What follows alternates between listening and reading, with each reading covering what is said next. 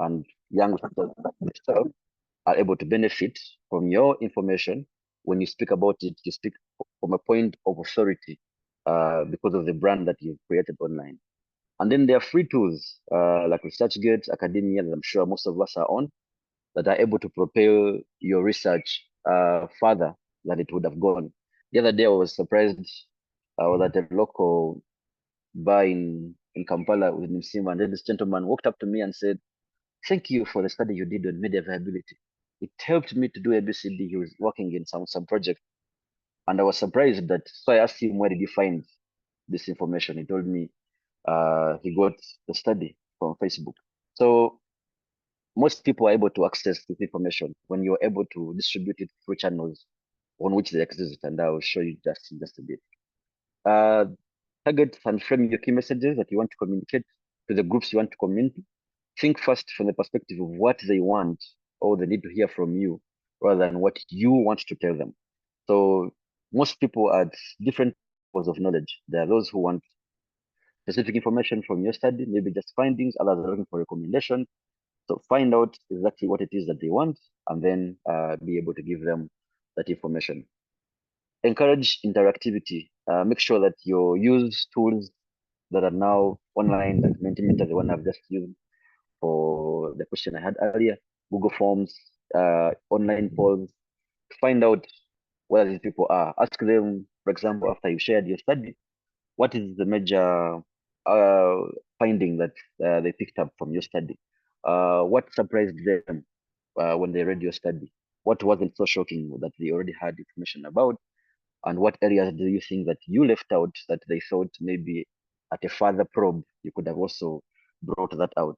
And maybe what other areas of research are there that they need either you or colleagues to look at that can be able to help you bring that information out. So at the moment, when you're picking tools for distribution, there's quite a number. There's quite a number. I will not just go through all of these, but I'll tell you those that I think are at the top of the pyramid at the moment.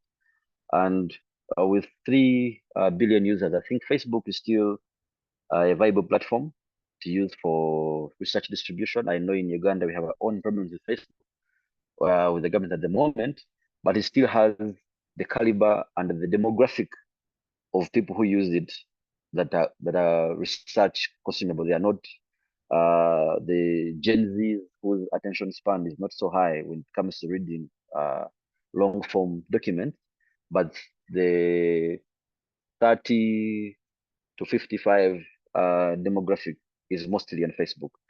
And YouTube, I'll talk about how to make those short videos later, but YouTube is now the world's second biggest search engine after Google. Most people go to YouTube to find out information on, research, how to do this, how to find that, how to do the other. So converting your studies into videos for YouTube, or just you personally recording yourself commentating on your research and posting it on YouTube makes it quite easy for your information to get out. We talk about TikTok videos and Instagram reels and how to make them at some point in the future, but they also fall within the category of video. Currently, as we shall see just later, video is one of the most consumed platforms, and I think it's growing by 23% every year. That's why platforms like TikTok are the most popular in the world. Not the most used just yet, but they will possibly overtake the most used platforms in the world in a very near future. So video is very easy to create using some AI and AI tools, but also very easy to consume if you think about it from the perspective of your audiences.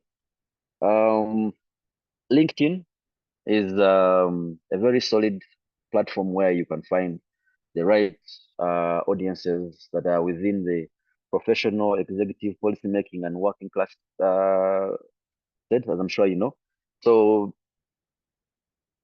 you can use it to infuse both photo, video, and infographic together.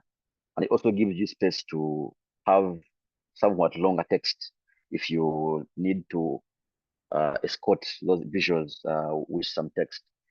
It's growing as well, and they brought on some new features that make it even easier for organizations like NEMRA to to benefit from, and also for individuals like say Alex Taremwa to get his message across. They also now have an element where you can embed like text, say on this presentation. I can put it there, and people can view it uh, much like a slideshow. And then you can also develop a newsletter that's within TikTok for your network, those who follow you, so they're able to access that information. Twitter, still up there with the greats when it comes to creating real life conversations, threading it um, as a, a sequence of tweets that follow each other. You, Regendo is quite big on that platform, so I'm sure he has some interesting tips on how you can use that. You probably need to create a calendar where you develop your content and be able to ride through the waves. For example, if there's a dash for knowledge that say a new research is out on say elections, opinion polls, and you just ride that tide, bring in some new information that makes it have some perspective, use hashtags to increase engagement, and tag organizations that either fund or are associated with your work, so that it makes it easy for them to know that you're distributing the content that they funded. They can retweet on their end, and then you have an even higher spiral of content. There's a way tweets work. So how you can tag, retweet, and this can create engagement. It's there's a structure to that. Maybe when you have this presentation later, you can see how that is. But there's a formula to the Twitter madness that's not so complicated, but it's not so quite hard to get engagement on that platform. I struggle with that myself quite a bit. I mentioned about Facebook earlier and its impact and potential reach. And now, why I drum big for these platforms, because they have the reach, they have the numbers, both young and old people. They're quite accessible at the moment. There's 13 million smartphones in Uganda, and most of them are on these platforms. It's quite a big number. If you consider the amount of reach that traditional media houses get on a daily, and then look at the numbers online, that now almost half of the Ugandans entirely access internet. So it's a good place to distribute content. It has utility value. It doesn't require you to have specialized skills, as you shall see. It's instant and it has a long-lasting impact. If you don't delete your content, it will still there. People can still access it for a long time. I talked about how video is a big deal in terms of uptake. I talked about how online videos have an online reach and engagement up to 92%, and it's growing by 23% globally every year. I talked about YouTube and TikTok being the most popular platforms for that. So the area that I found not to be big on research, uptake, or distribution, but I thought can be crucial is podcast. Because now you're able to speak to your research, to synthesize it personally and speak to it in audio. And audio is growing, even in Uganda, in terms of audience consumption, not just radio, but the podcasting space. And it also has the ability to transcend the geography that radios cannot do. So you're able to actually reach a significant audience with that. It's quite easy to do. I'll show you in just a bit. And according to the Reuters Digital News Report of just this year, more than 35% of our online consumers under the age of 40 are now invested in this form of storytelling, which is audio. So I would encourage all of us to think in that direction. And then you shall look at how to design these infographics. If you have quantitative data, even qualitative data, how can you visualize it so that it captures all the elements of your findings in one visual, and it's able to tell that without you having to explain much with text. There are tools like Canva, like infographic.com that have already pre-installed templates that you just only have to manipulate with your figures, with your numbers that you've gotten from your research to get your message across. This particular visual is from the 2024 Reuters Digital News Report about platforms that young people, that people at different ages use to consume news. And as you can see, yeah, Facebook is still ahead there, and you can also see the age bracket that people who are older leaning, such as myself, who turned 40 the other day, are this way, and then the youngins are up here in Instagram, TikTok, and X, that is formerly Twitter. I spoke earlier about artificial intelligence. There are a myriad of tools that can be able to do multiple things. For example, you can summarize your 20,000 word document in just a couple of tweets if you use tools like Google Pinpoint, which helps you to focus entirely on where the crux of the matter is. Even those who use Adobe Acrobat at the moment, there's a new feature that Adobe has put of an AI assistant on the side. It's called Ask AI, that's here in the corner. That you can click it when the PDF is opened, and it summarizes for you what that entire article you're reading is about. So if you use that on your own research, you're able to get the key findings if you don't have like a summary of them at the end of chapter 4 usually.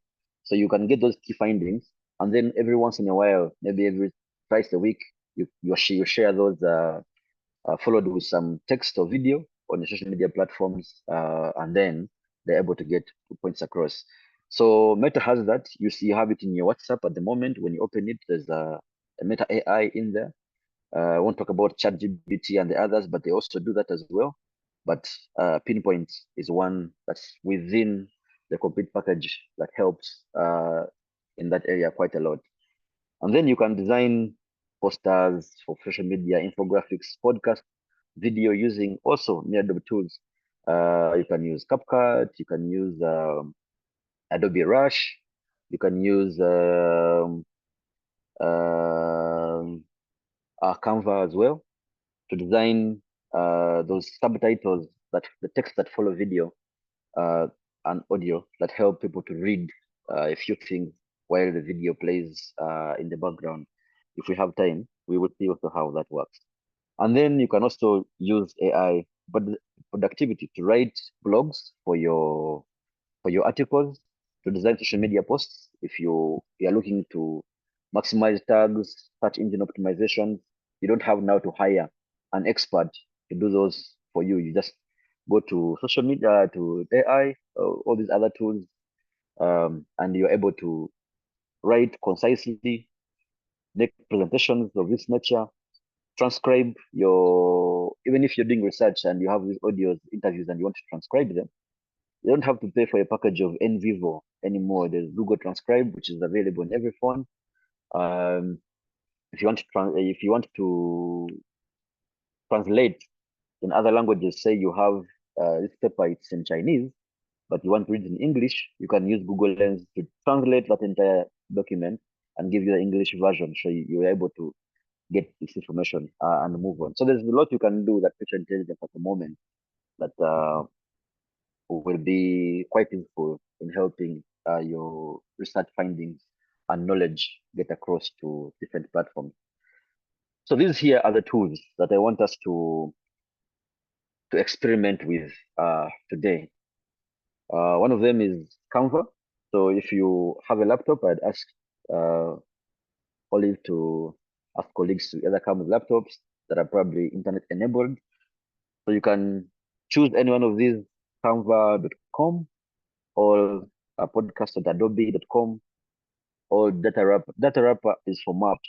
So for example, you have been doing a study in 13 districts in Uganda and you wanted to visually illustrate findings in those districts. You can make a map of Uganda or Africa or East Africa and then add the districts that you want to visualize, and it will give us a map for you and also puts the findings. It's an interactive feature that other big media houses, the CNN, the Al Jazeera, use when they're doing the visualization for maps. during elections, that even us here we use. I've seen the Daily Monitor and Best African use that tool. So I don't know which one wants to work with. Canva helps with creating short videos, creating posters, creating infographics. So maybe we can start with that. It requires internet, that's for sure, but it's free for payment. We can have a look at how that works. Let me stop the share and then share the Canva as well. Just before we get far, can I get a thumbs up if you're still together? I've been speaking for quite some time. I need to know that I'm not speaking to myself. Yeah, together. Yes, We are together. Taremwa. Great, great. All right, so let's look at how Canva works. So this is the interface for Canva, but you won't just get here if you have no account before. So when you use it on your computer, it's probably asking you to log in with your Gmail, maybe because it works well with Google. So just go ahead and do it. Log in with your Gmail account.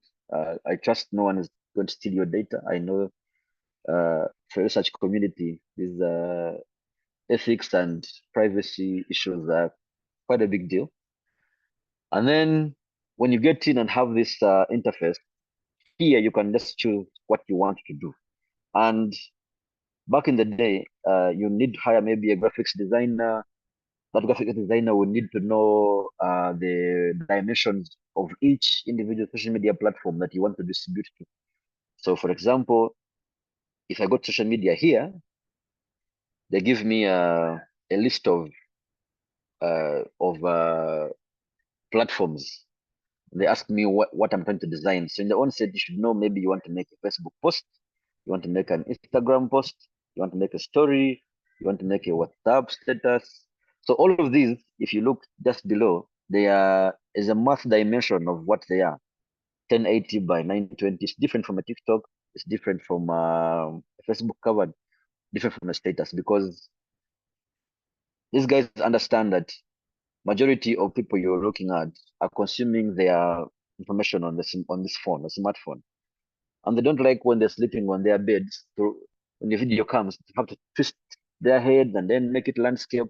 So they know that because of that nature of the portrait size of the phone, most of the information should come in this format. If it's video, it should be in this format, portrait. So they have set already inside this platform those dimensions for you. So you don't have to reinvent them. You don't have to go around doing what graphics designers do on Adobe Premiere Pro or Photoshop or whatever. So those are already set in here. So you just have to decide that I want to create say a YouTube intro for my thing. The dimensions are there. You create a blank one, and it opens the template for you here. And then now you can now play around. For example, it has different features. You want it to be a news thing. You want it to be like a podcast thing. So it gives you all of those. You can add, so let's say, let me apply all these three to make it funky and appeal to the young people. You can change text here, say,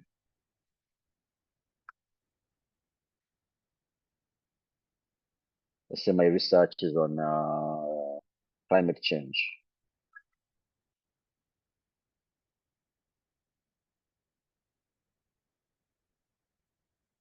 Hmm? So you can change this font. I don't like it. Just go up here. There are many options there. I've chosen this.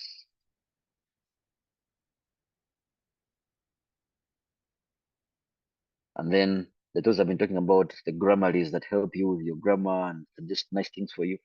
They always they come automatically to give you, an interesting vibe to add to element. Even the backgrounds that we have here, you can also change them. You can change how they flow, how they're positioned, send them back, bring them front. add audio. So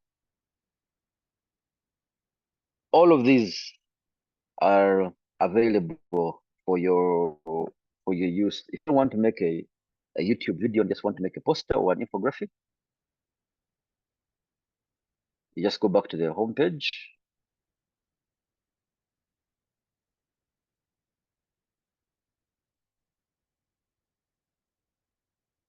and then type infographic.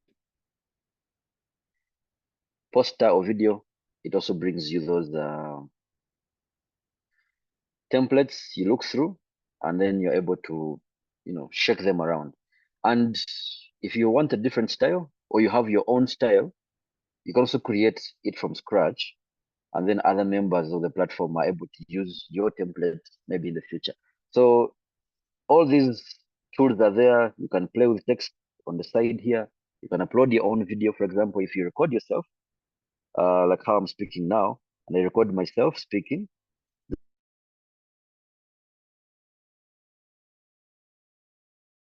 and then export that video, make it smaller, make it short, and export it into something that guys can use on the side. I wanted to, and I'm rushing through it, but I wanted to show you how the podcasting thing works. It's an Adobe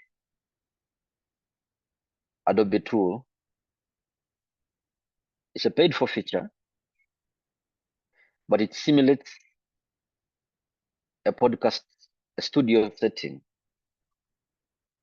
So you don't need fancy microphones. You don't need to be in a studio that is, acoustic with all those soundproof things. It gives you that, and you can record either with your phone or with your with your laptop without having to go far. Let me just share that as well.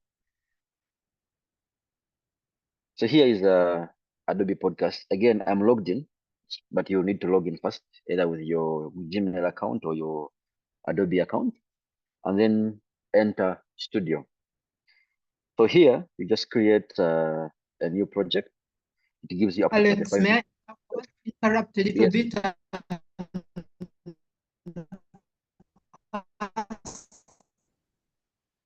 A moderator. Would the moderator, Yes, yes. and then for those who don't have accounts so that they can follow. And then could you slow down a little bit? I don't know if you have time, but if you could slow down a little bit.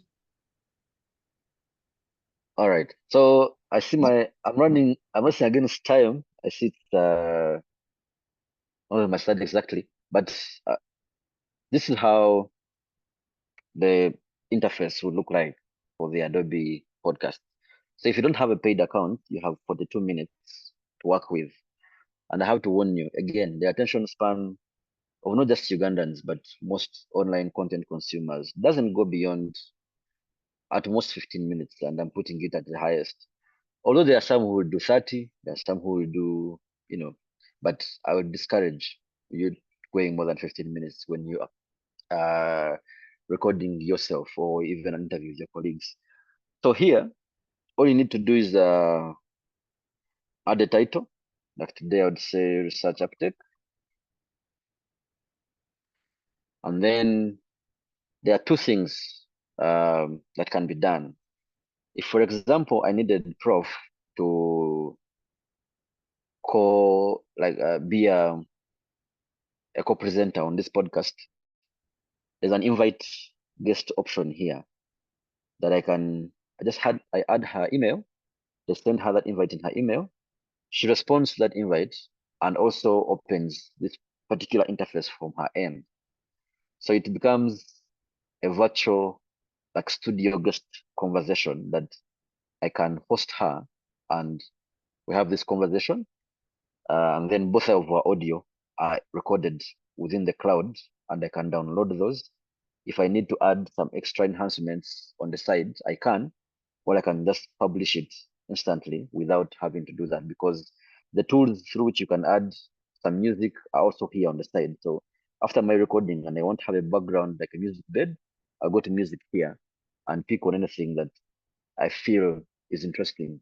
and will not interrupt what I'm saying, and then now you're able to do that. But for now, I'll just do the recording on my end as a matter of experiment for us to see how this works. And then within your time, you're able to do that. So I'll come here and start recording. It is recording at the moment. So I'll say, good afternoon. My name is Alex Taremwa. I'm a media researcher. My areas of interest are media viability and monetization. I wanted to speak to you about a research that I just did um, for Palladium, where we spoke to 15 media houses in Uganda across different locations, finding out where they are on media viability. Blah, blah, blah, blah. So when I start recording, it opens the microphone just down here. So there's the record button, and I can see how much time I've spent. I can also see here if there's another guest speaking, so I know how to increase their sound on their side and the sound on my side. It has a warning that it can't support English only, and when it says English, it means sort of American accent English. The Museveni Chamate English might not exactly. The AI will not be able to pick some of the accents, especially when you ask for a transcript at the end. But let's do a recording and see. All right, so we're in session. I'll allow it to use the microphone only this time. My name is Alex Taremo. Welcome to this research podcast. We're discussing Uptake.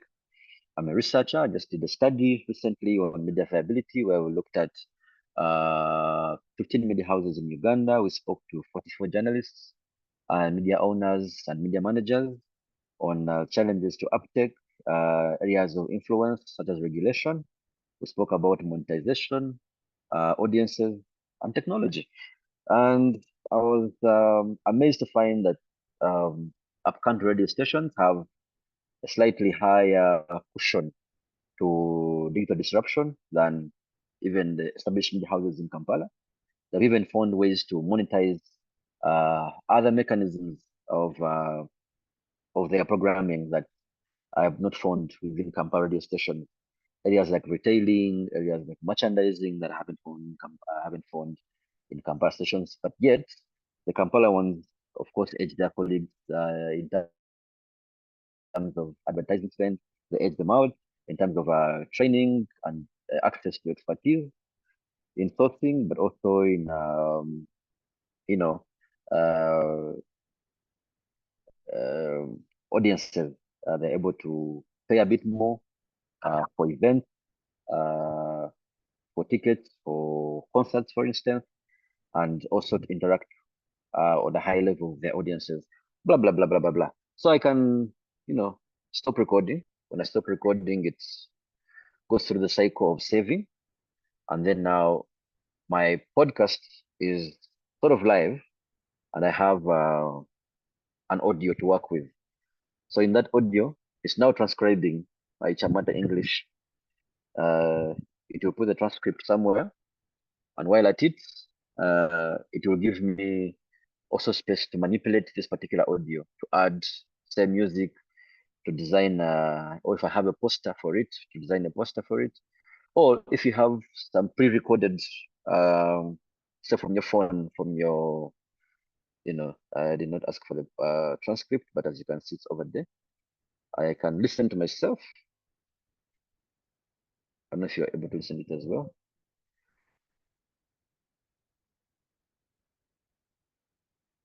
And see what work that I did, and then be able to manipulate that, with some music.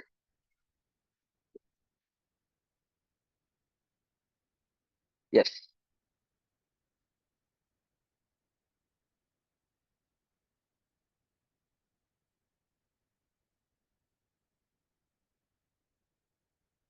Are we supposed to be hearing?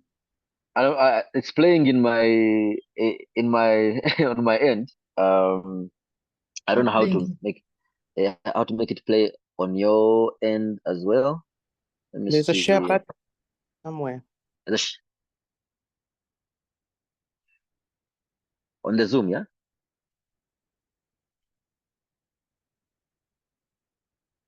Share.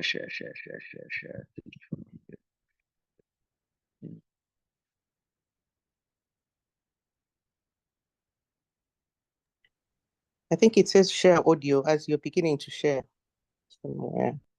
Oh, okay. The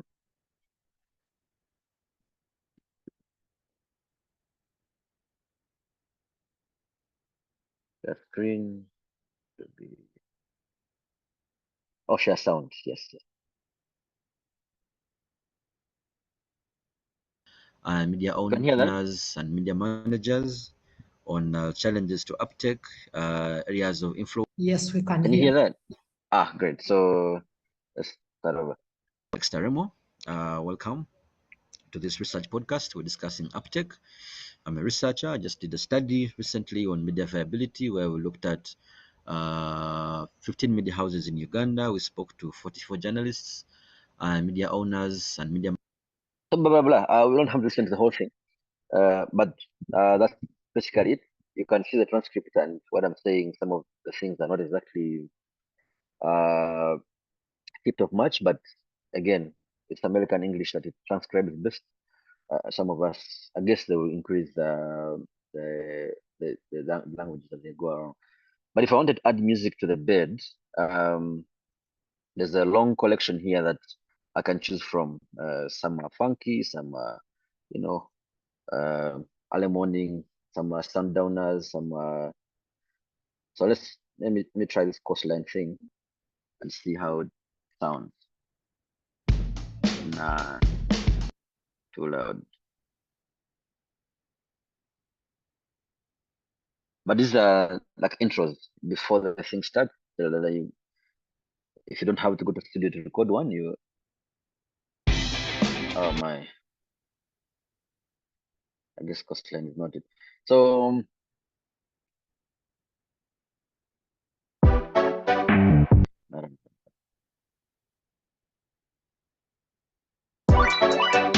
Yeah.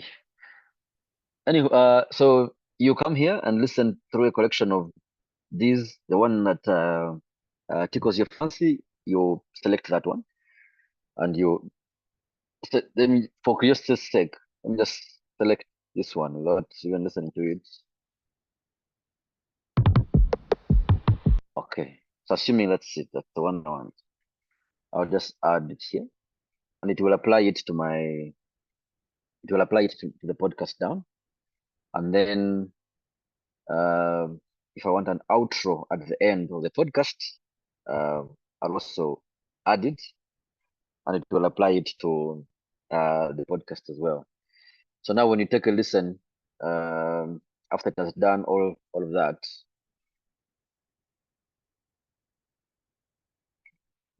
we should be able to have. Taremwa, welcome to this research I have no podcast. We're idea discussing why. uptake. I'm a researcher. I just did a study recently on media viability where we looked at 15 media houses in Uganda. We spoke to 44 journalists, media owners, and media. Don't think it's supposed to come in like that. So I guess I placed it uh, before the actual place. It just placed it where I had placed the cursor. But I can move it here to the very top, the tippy top, and then I remove this to the very end so that it's intro and outro, and we should have an end product that actually has things that we want. Managers on challenge. Taremwa, welcome to this research podcast. We're discussing uptake. I'm a researcher. I just did a study recently on media viability. Cool. So you have that. Um, then you have this. Oh, did an amazing job actually. Drag this to the end, and you can do this either with your own music if you have your own pre-recorded intro that you've done in the studio, or so you just press them. Basically, it's like Adobe Audition that doesn't require you to go to the audition thing, look at waves and whatnot. So when that is said and done, the other things you can do, filters, for studio to improve quality. You can use AI, enhanced speech. This AI thing is really good, but it takes away some elements of speech. So it removes all the redundancies. When I say it removes all of that. It makes it smooth, and then you can say you want the AI quality to be, say, 100%. So it goes to the audio and basically cleans up for you without you having to design, rather to edit a lot. So if I want my quality to be 100%, that I will need to pay. That's why there's a paid feature up here. Right now we can do 90%, which I don't think is so bad. Then if you've designed, for example, a graphic that you want to accompany your podcast, or you can design it now in Canva here where we've been, and then you can use that for distribution of your podcast. Something that people on social media can engage with, and then the sound comes after. People like pictures and video, like I earlier mentioned. So yeah, let's listen to what we have so far. Where we looked at 15 media houses in Uganda. We spoke to 44 That's journalists AI and media improved version. owners and media Don't worry about it. managers on challenges to uptake, areas of influence such as regulation. We spoke about monetization, audiences, and technology. And I was amazed to find that upcountry radio stations have So a slightly higher cushion. I don't know if you can tell the difference, but right now I sound like I just went to a studio, like I'm Irish Chevandra or something. My voice is deep, it's clean, but it's basically artificial intelligence that just did that. So you can do this at home and then have that done, and you can distribute as an RSS feed that goes on SoundCloud, Apple, Spotify, Amazon podcast. So one RSS feed goes to that. You don't have to like send them to Apple and whatever.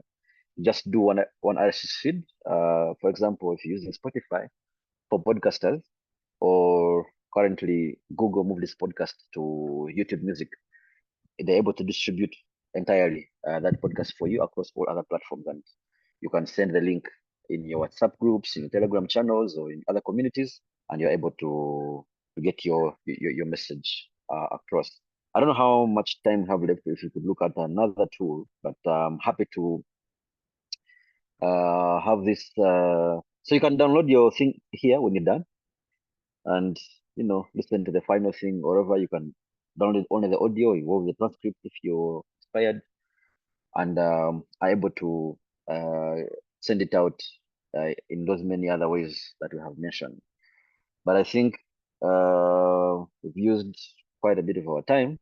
There's another tool that I wanted us to look at. It's more technical, but if you have your laptop, please open, and it will require us to have a sort of data set that has a bit of numbers for us to visualize the map, use the data wrapper. But for our curiosity sake, because I'm sure most of you have interacted with it, let me just show you how it works. I see I have 5 minutes to work with. So data wrapper is a map tool. This one I have not logged in yet, so it should be.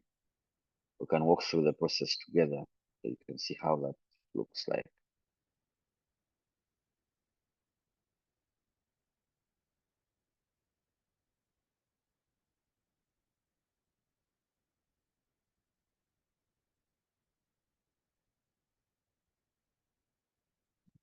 Okay.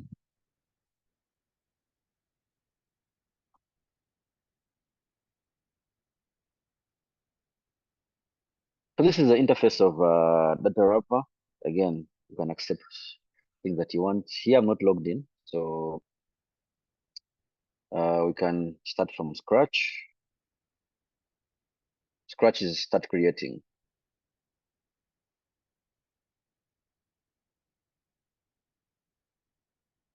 So it works best for colleagues who are doing quantitative studies that have a lot of numbers to work with.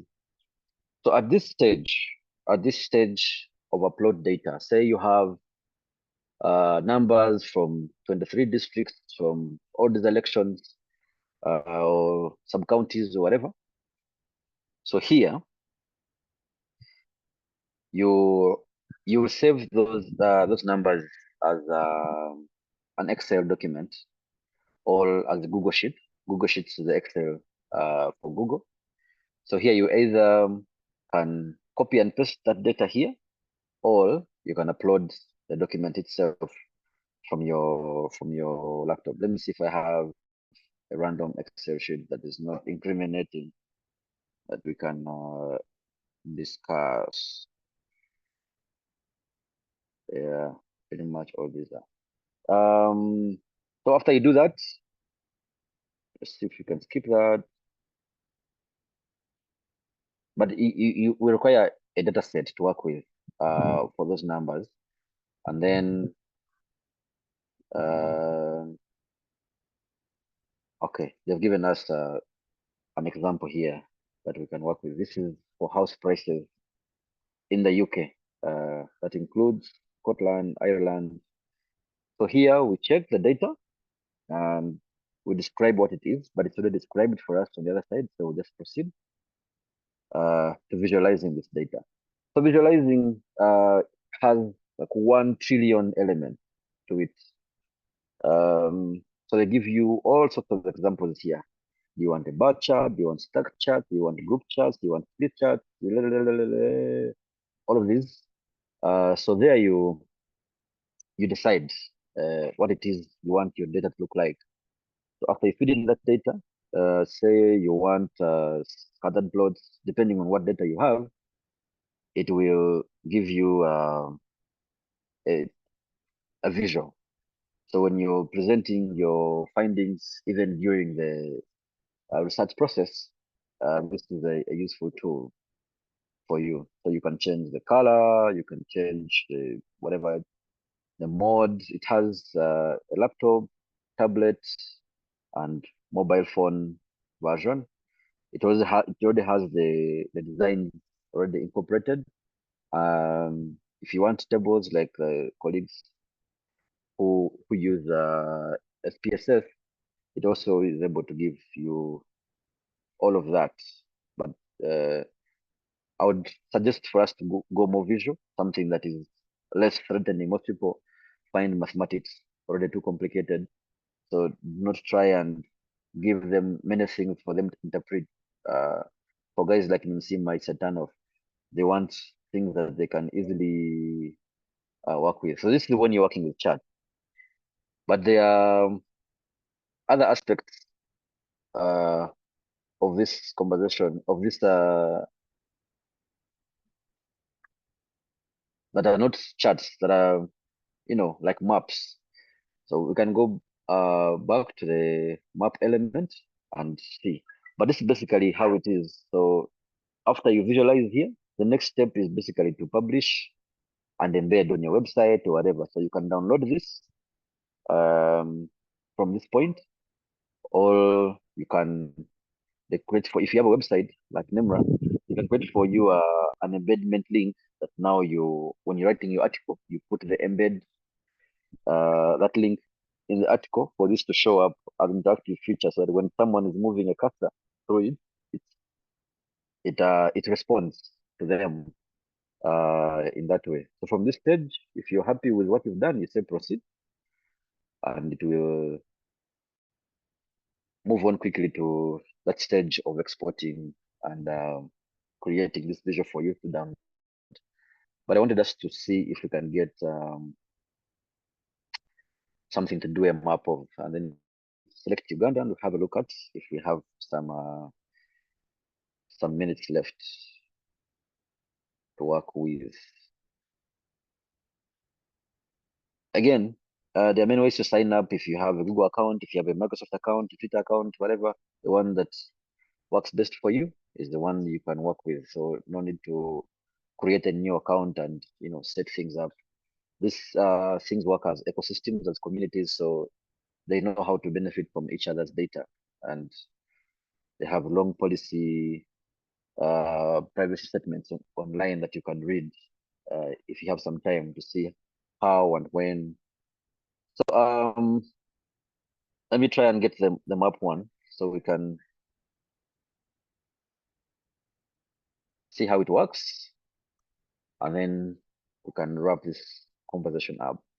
But the long and short of it is, at the moment, we have a myriad of tools that help us to get our information across, both text, video, posters, pictures, audio, as I've just seen, and now even guys who have numbers are able to get the information across. I always find it heartbreaking for someone to go to the field for all the time that they have spent and all that nice hard work is not able to get through to the right audiences. Yet every other day there are new tools out here ready to help us to get this information across.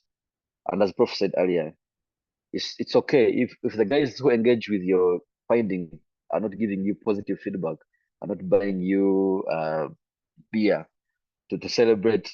It's also okay when they give you negative feedback, because then you have the opportunity to get new perspectives, to triangulate your findings with other colleagues. I think my internet is not working because I've been trying to move from this stage and I'm not. We can hear you. I'm trying to log into the other map thing, but it's the one that's not moving.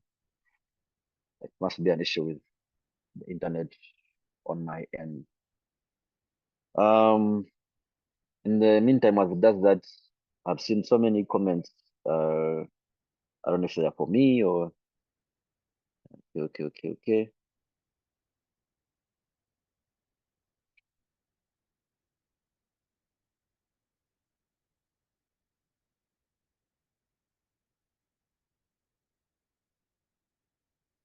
All right.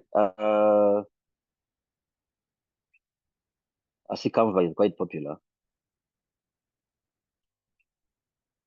I don't think I did it justice, but I'm available to do it a bit more. Could there be confusion software for research, nation, and media variety?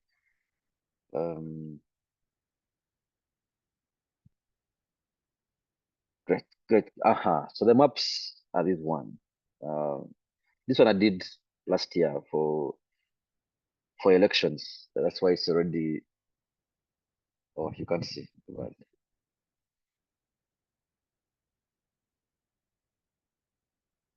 So during the class that I was dealing with last year, we looked at we picked a data set from UCC, from no Electoral Commission, and we used that to come up with a map on how districts voted. So let's start from the beginning so that we're able to get to the end together. So basically, what it does here for you is you can search location, right? You can search anywhere in the world. So Uganda is here because I think it automatically assumes I need to use Uganda, and I chose here Uganda, specific districts that were available in 2021. So there might be some that are not here just yet. So if you have newer districts that just came around in 2023, 2024, you might not exactly get those. And then if you have data that is not tied to a district, say you have Port Poto, but the district is Kabarole, you also find that it has not mapped it out for you because it's not part of the initial map at the time. So you need to go back to your data set and make sure that what you have matches what's out here. So you can choose, say, if I'm looking for a map of East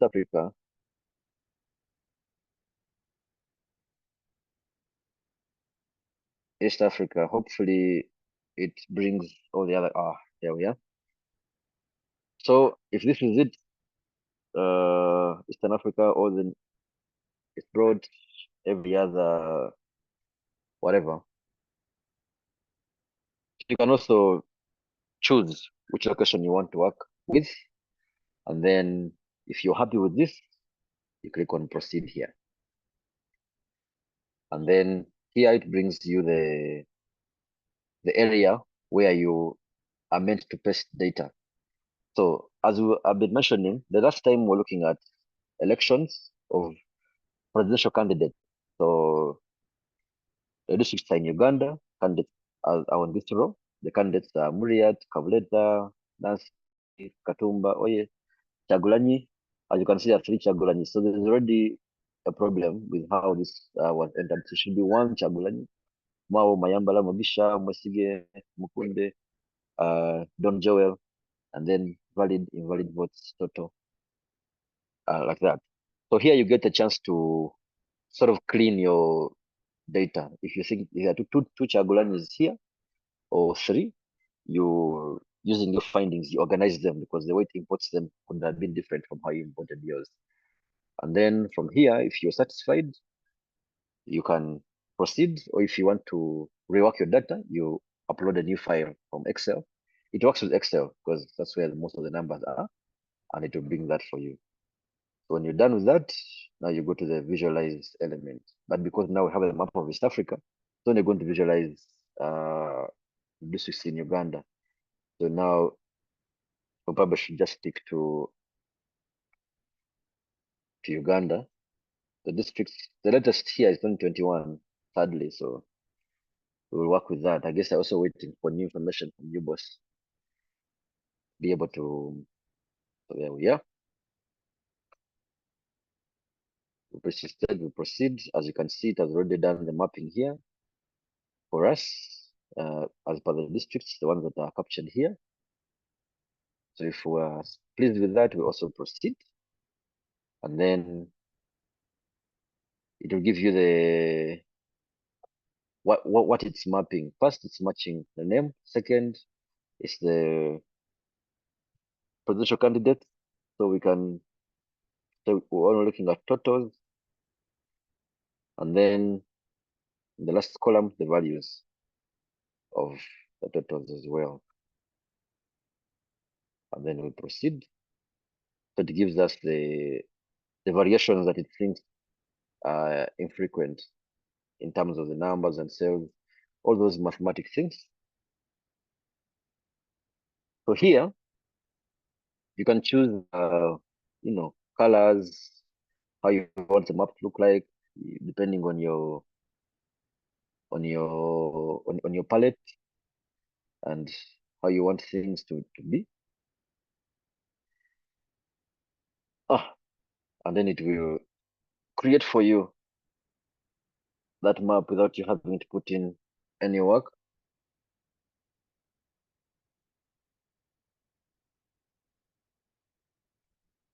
And then you have an option to make the labels zoomable. You want to look at the full map, right it on center, and then when you click, something I'm not doing right in terms of this data area.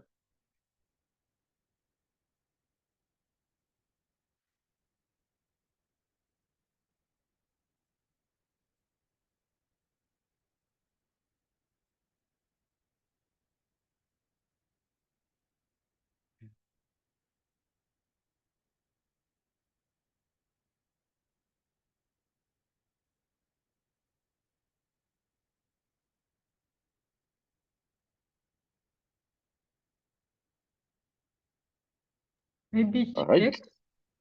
Yes.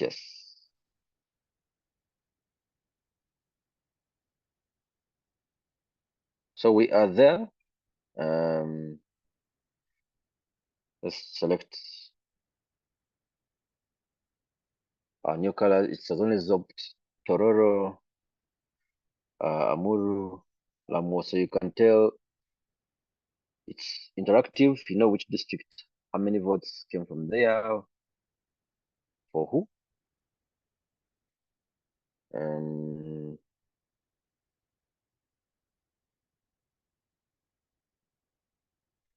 Yeah, and I mean, don't mind my title. I was just playing around, but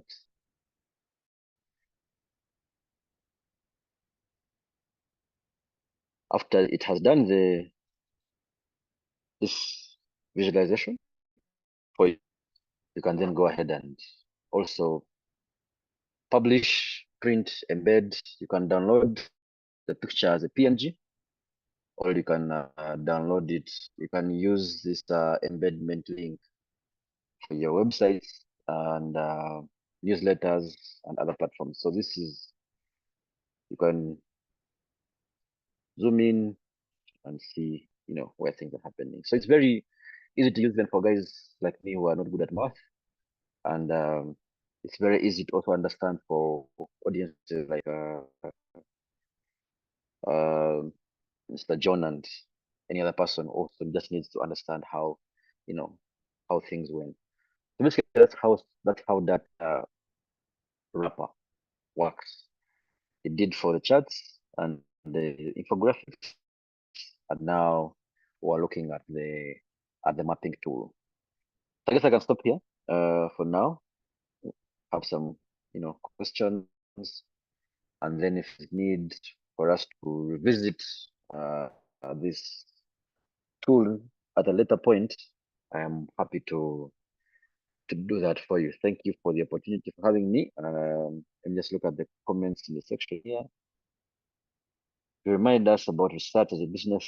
Thank you, America's an advanced stage a lot. Yeah. Great. So I guess I'll hand over back to the colleagues at NEMRA. Take us to the next stage. Thank you.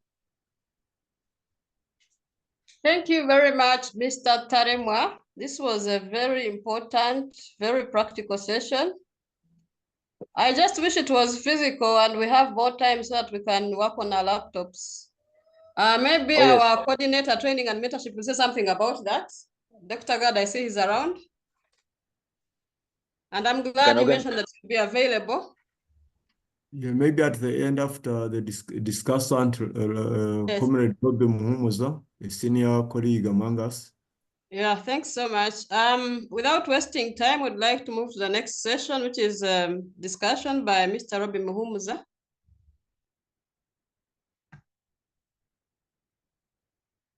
Thank you. Can you allow me to share my screen? Yes, very much.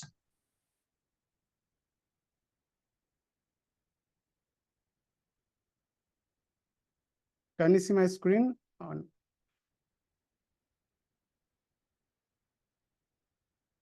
Please share.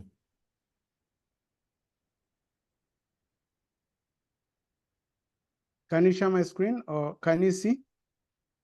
We are seeing your name, not yet a screen. Not yet.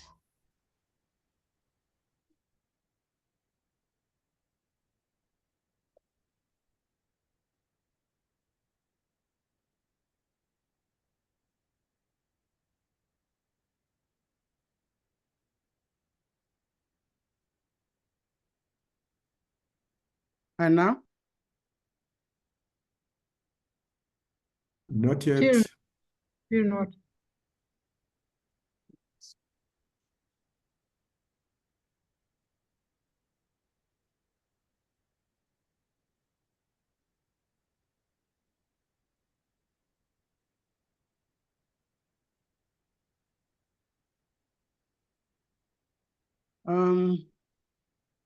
Maybe someone else Moderator, can can you pick up on my presentation? I'm having challenges sharing.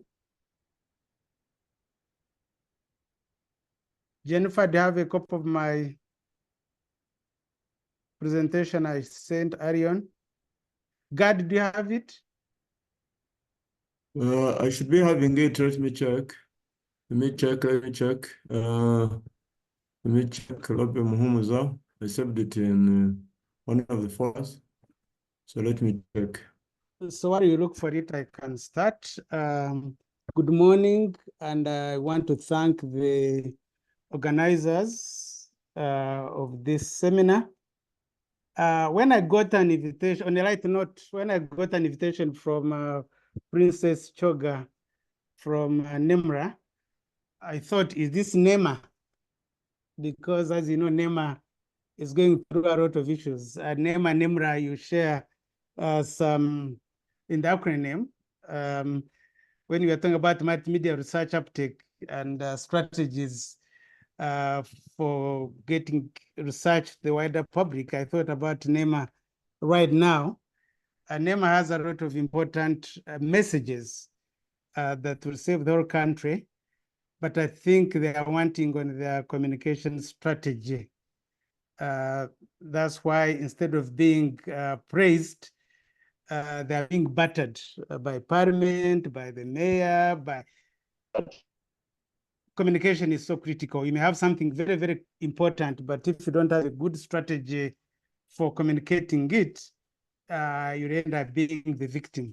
And I'm glad that NEMRA is investing into training members into how you can use multimedia to communicate the findings to various audiences, including the wider public.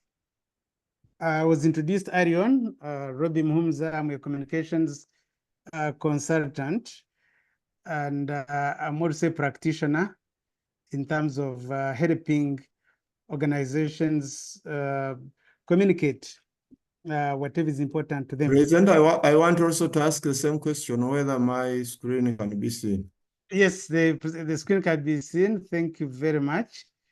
I'll ask you to move it in a minute, but you can leave it there for now. Professor This is my Monica, screen, actually. pardon? I'm the one who is sharing your presentation. Yes. Yeah. It's Alex. Sorry, I thought God is answering for it. Thank you, Alex. Professor Monica said I should give me permission, ask me to introduce how I know her, how we know each other way back. I got to know Monica when she was still Miss Monica Baria, straight from high school and undergraduate at Makerere University when I was a teaching assistant and later on as a lecturer. So she was my student at Makerere University in the Department of Literature, and she was a very good student. And then later on, she invited me to teach in the Masters in Strategic Communications at UCU. I did that for 2 years, so she became my supervisor. And I'm glad we keep interacting in many other forums where we sit on various boards and do this type of thing together. Alex is one of my favorite mentees, and I'm one of his admirers, and we do share once in a while, discuss things of mutual interest, especially in the area of communication, the area of development. Next slide, please. Alex, next slide, please. As a discussant, I want to thank both Professor Monica Chibita and Mr. Alex Taremwa. We all agree that they have produced excellent papers on the challenges and best practices for bringing university research to the wider public. And in a way, you can never have got a better team because they complement each other in bringing both scholarly rigor and practical hands-on tips on this very important topic. I agree with what they have said, and I only want to highlight and emphasize the main points they have made and add a few other dimensions. Alex? Professor Chibita, I want to start by commenting on Professor Chibita's paper. She defined research uptake, but she did not define multimedia. I think it would have been important, as in that section of her paper, when she was defining the various components of their presentation after defining research update, also define multimedia. Even Mr. Taremwa did not define multimedia, but went ahead to discuss it. So to be on the same page, it's important to define what is this multimedia. Next slide, please. Multimedia refers to a combination of multiple forms of media or content types. So in multimedia, you are using a number of forms. You are using text, or words, so you never run away from words. As academicians, when you write your dissertations and theses and abstracts and blogs, they are mostly in words. But as saying, we need to move away from only written words or texts to add images, and these could be photos, graphics, illustrations. You need to add in audio, music, voiceovers, sound effects, and I think Mr. Taremwa did illustrate quite a number of these in the podcast. You need to add video, moving images, you need to add some films. In multimedia, you need to use hypermedia, links, hyperlinks, websites. So instead of the old traditional way of when you're using words, written words at that, you embrace a number of these various media to make your communication more effective. Next slide, please. Multimedia can be delivered through various channels and platforms.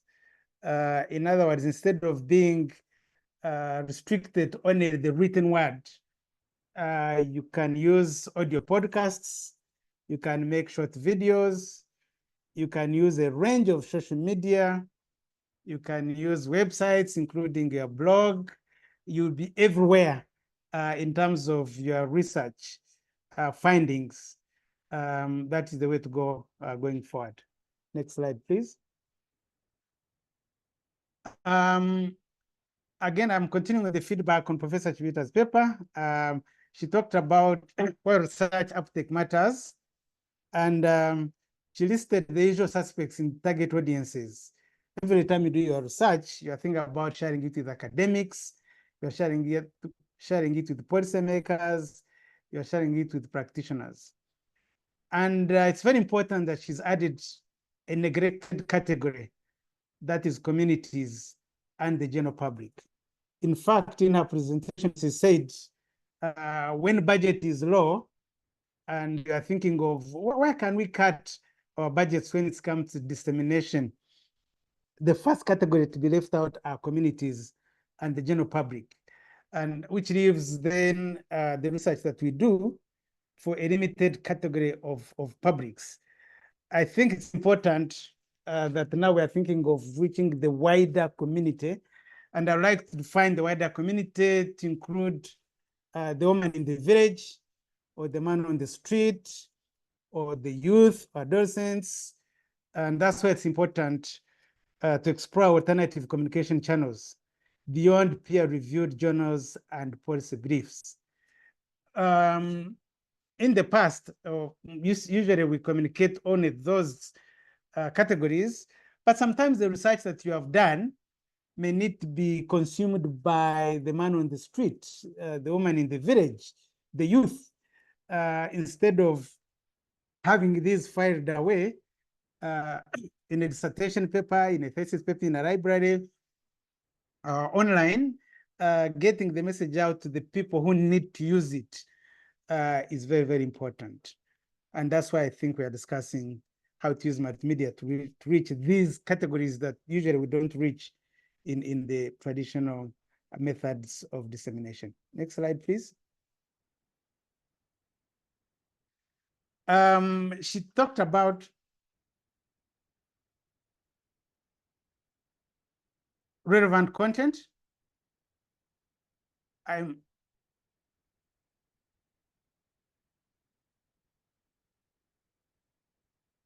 It's very, very, sorry, I think you moved too fast. Obstacles to research uptake. She listed knowledge barriers, including structural barriers and attitude barriers. And for me, I want to add among the attitude barriers is what is known as the ivory tower mentality. Some academicians and intellectuals tend to live in the ivory tower. And ivory tower is where academics are interested in lofty intellectual theories that have little regard for practicality or reality and everyday lives of people. It is important to communicate intellectually and academically, to know the theories and conceptual frameworks. All these are important for academia. But if we are going to communicate to the policymakers and also to the general public, we need to find a way of communicating to the intellectuals, but also communicating to the community. For the community to be interested in the right findings and recommendations, the content must be relevant and of interest to their problems and issues of their everyday lives. We need to move away from the ivory tower into the streets, into the villages, into the homes to make our research relevant and of interest and impact. Combining these two, intellectual, but also everyday streetwise, is part of the academician's task if you're going to be an effective communicator of your findings, not just talking to each other in peer-reviewed journals and in seminars and workshops, but how do we package the findings and make them simple, make them understandable, make them relevant to the everyday person would be our task. Next slide, please.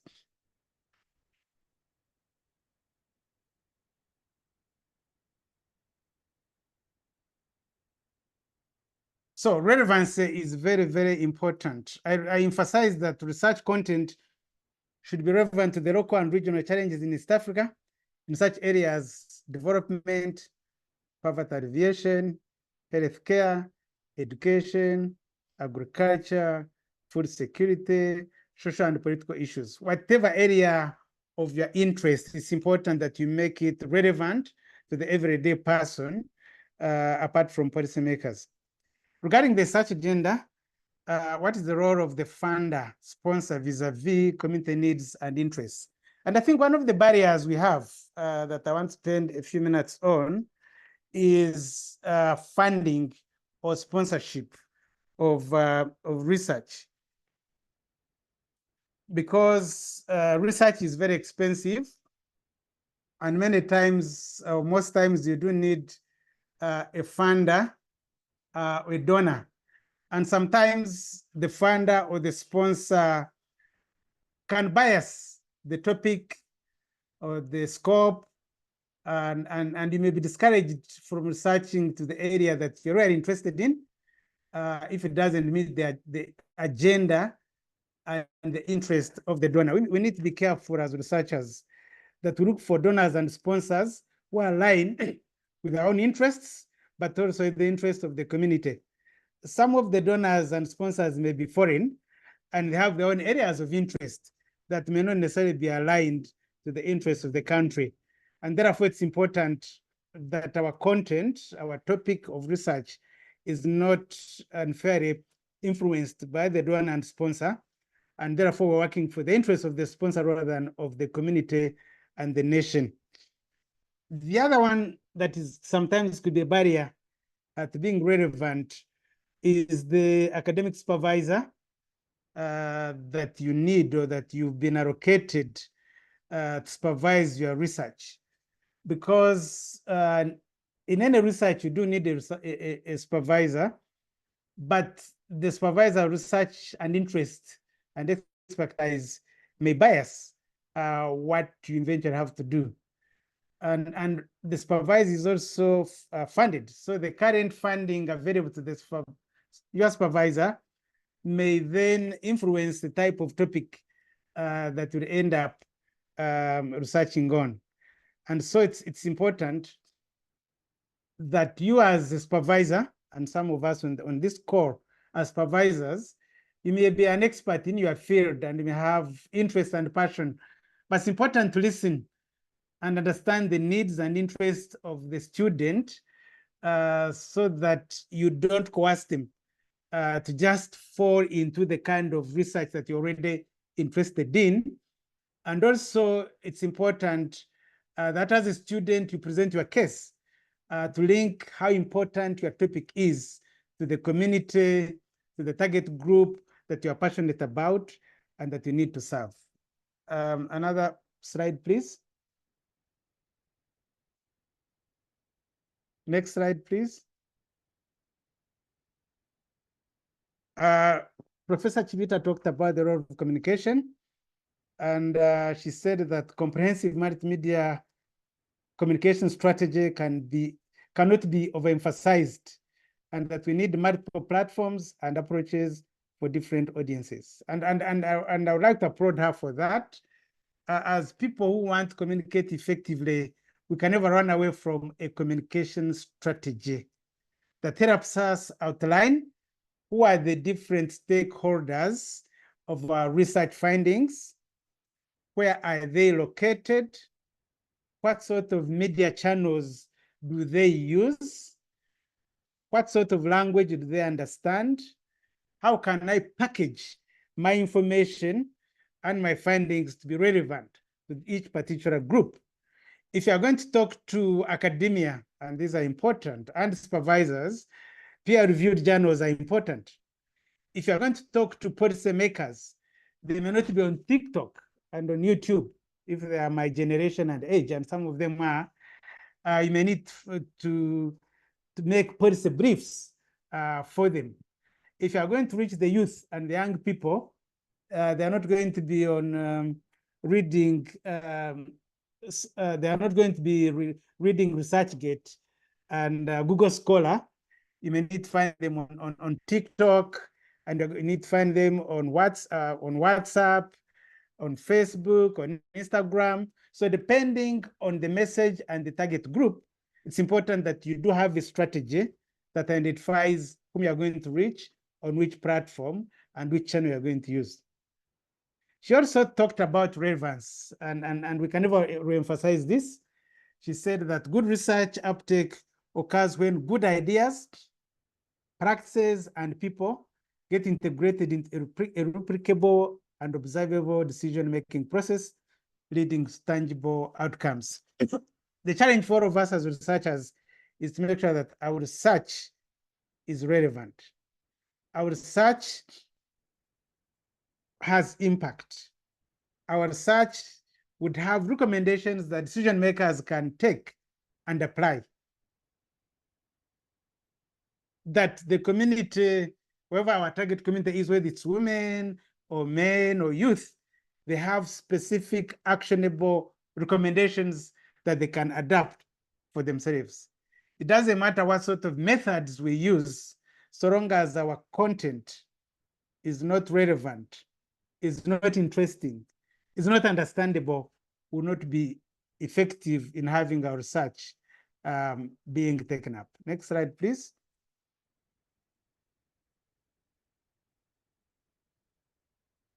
Alex, next slide, please. Now I want to quickly move to Mr. Taremwa's paper.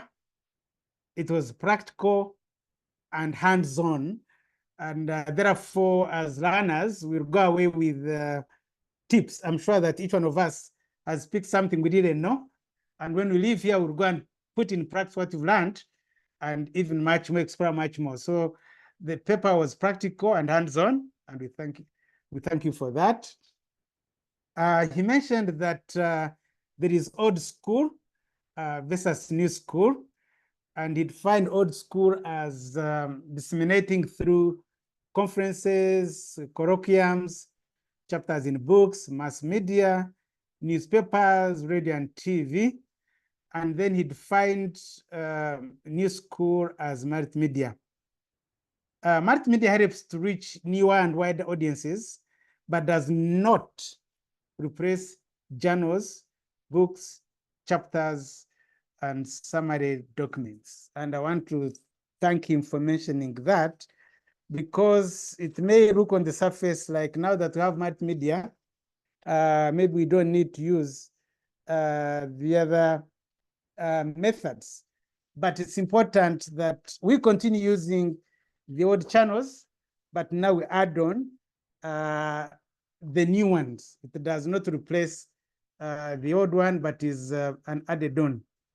It's important that we utilize the old school methods even better. We incorporate some of the multimedia into the old school, especially the use of radio TV, and newspapers.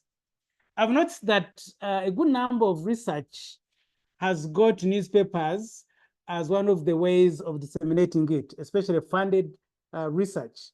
And somebody who is in the newspaper world, I'm always looking at both advertisement space bought in a newspaper to disseminate research findings.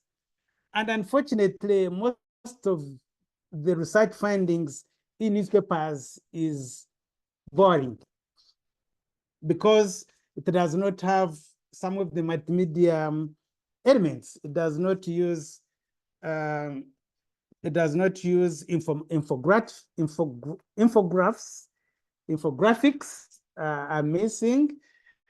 It does not use good photographs.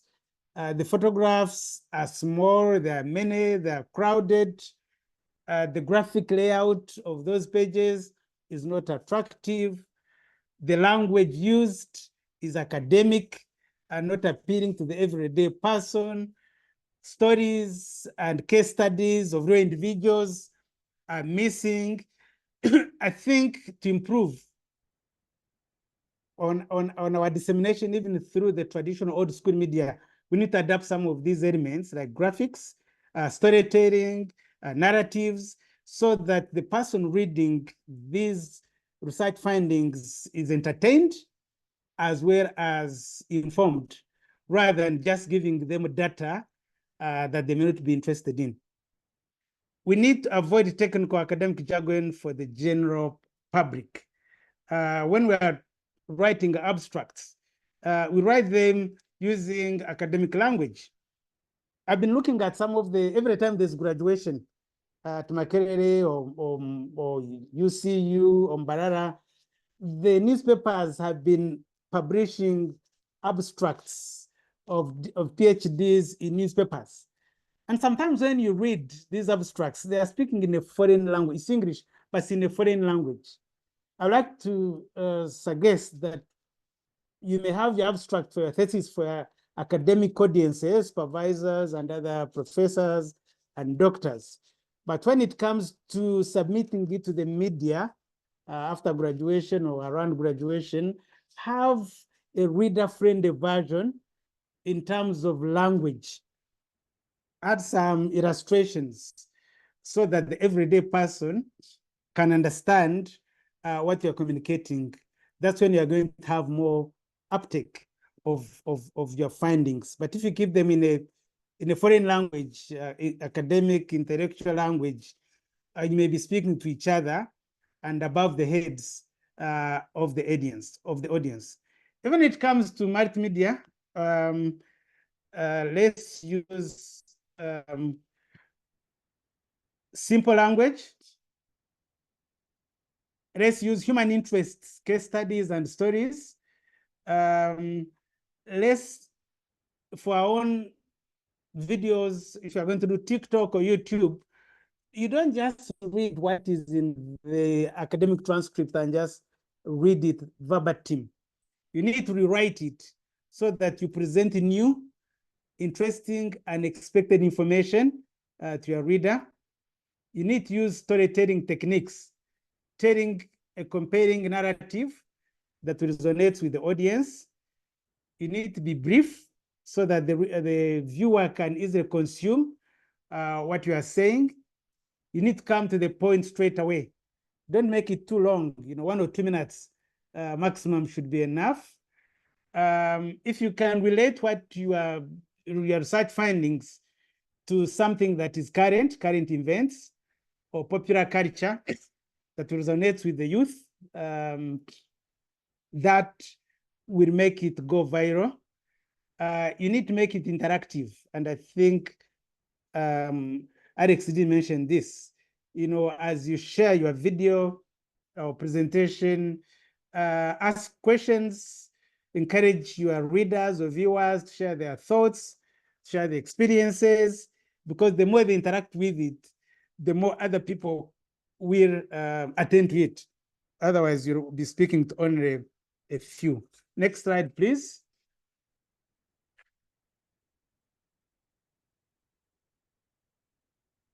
Alex talked about some social media benefits.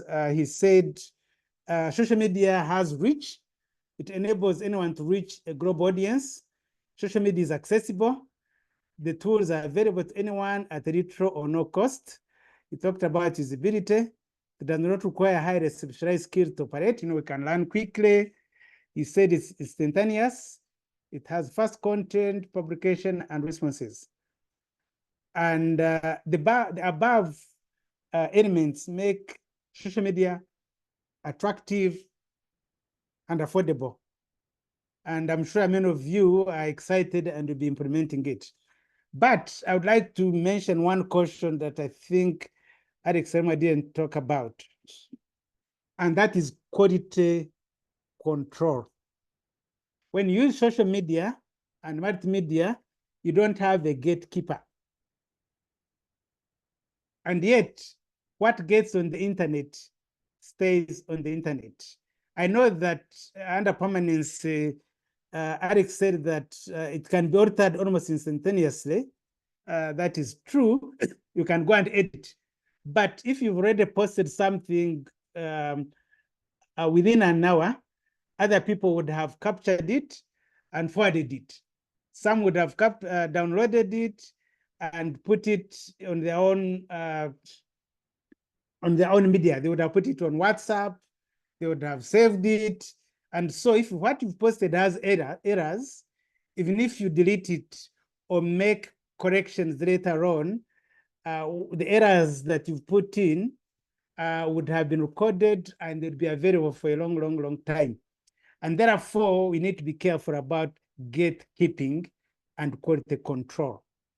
When you are using peer-reviewed journal, and that's why it's peer-reviewed, you have other peers who are going to comment and improve on it. If you are in a seminar presenting a paper, you get feedback, you can improve on it and before you publish it. But when it comes to social media, you are your own editor, your own gatekeeper. And therefore, I would like to suggest that you should develop your own peer review mechanism for multimedia products. Get a colleague who will look through your presentation, multimedia presentation, make sure that all the facts are correct, make sure that there are no spelling errors, and the sound quality is good, the graphics can be understood, the words on the background color can be read. Don't just have a social media and post it immediately because it may diminish your own credibility. Next slide, please. In conclusion, in research, you use a lot of energy, use a lot of resources, you lose a lot of time, which are invested in academic research.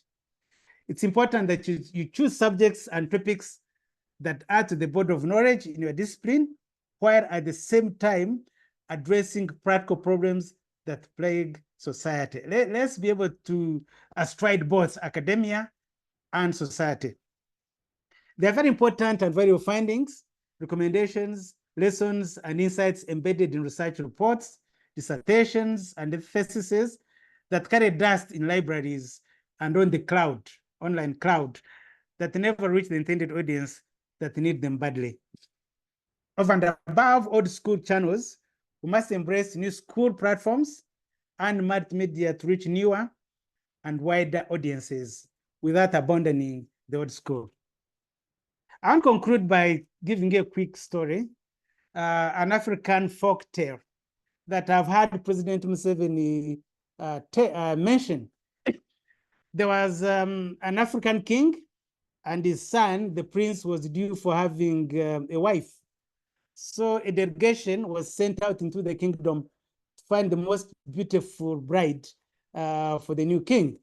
So an announcement was made that all eligible spinsters, all the young ladies who are not married, should be paraded on the roadside so that the Miss Kingdom team would come inspect and select the best, the most beautiful for the prince.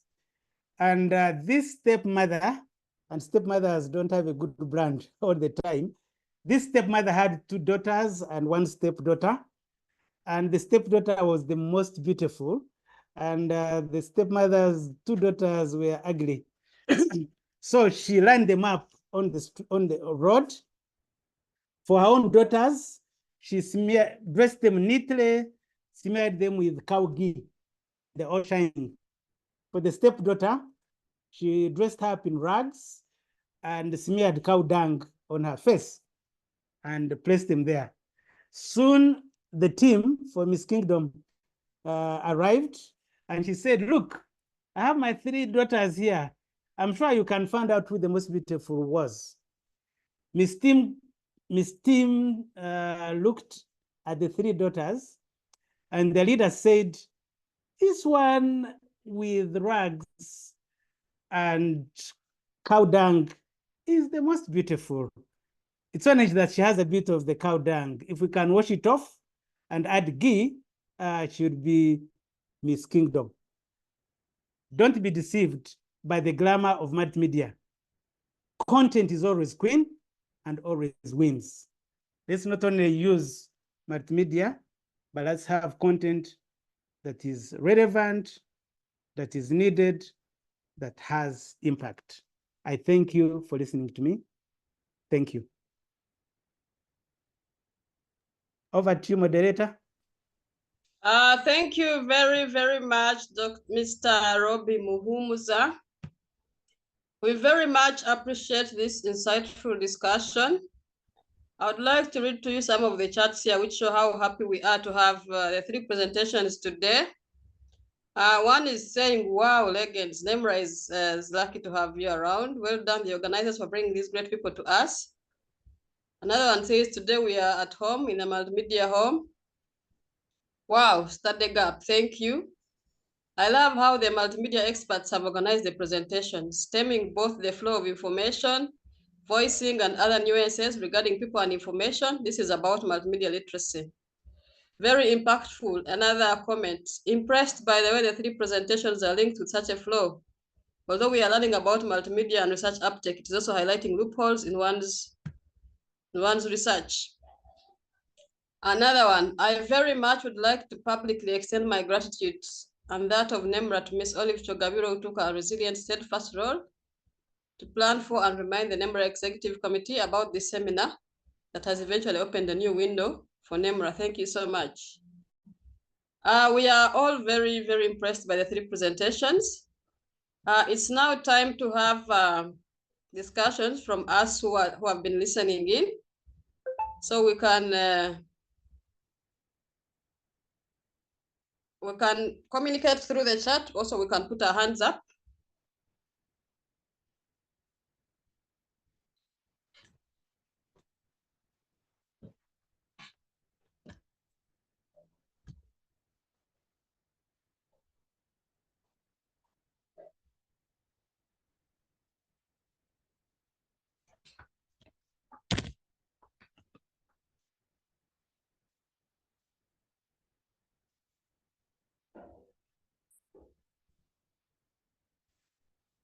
Hello, any hands up there?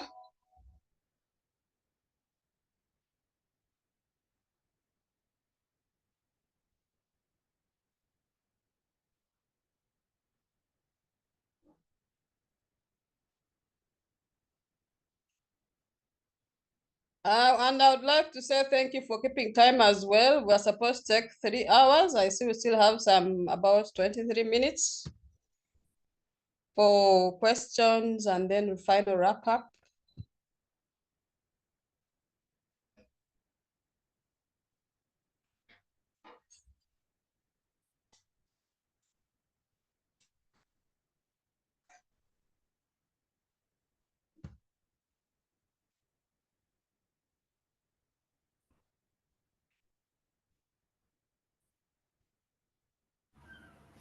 Moderator, may I ask a question, please? Oh dear, thank you. You can ask.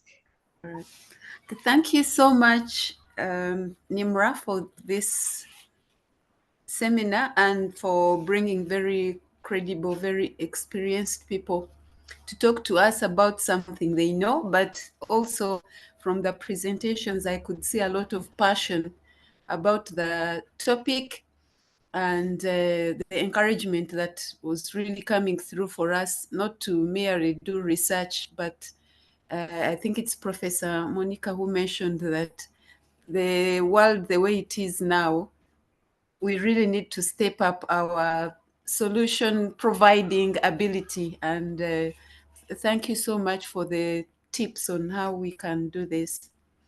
I don't know what kind of encouragement you can give us now to pick up the interest in having our research go out there. I think sometimes people even fear to have their data out there in the public, and maybe what kind of benefits do you encourage us with to say, okay, you really need to communicate your results because of this? Well, there could be a motivation to bring about a solution to a problem and contribute to the well-being of society. But what other benefits could there be for us to actually bring out not only our data, but also our research products out there and disseminate them through multimedia?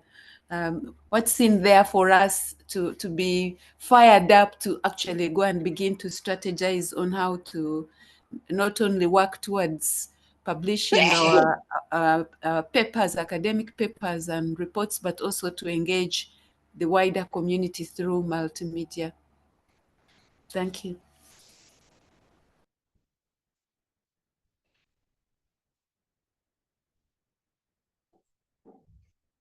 You want us to respond right away? Do you want to take a few more? Since there are not many hands up, Professor, I think you can respond immediately. Okay, I will respond and the other two members can also respond. Thank you very much. I see LN, I don't know what the name is. Lois Natukunda. Natukunda, oh, okay.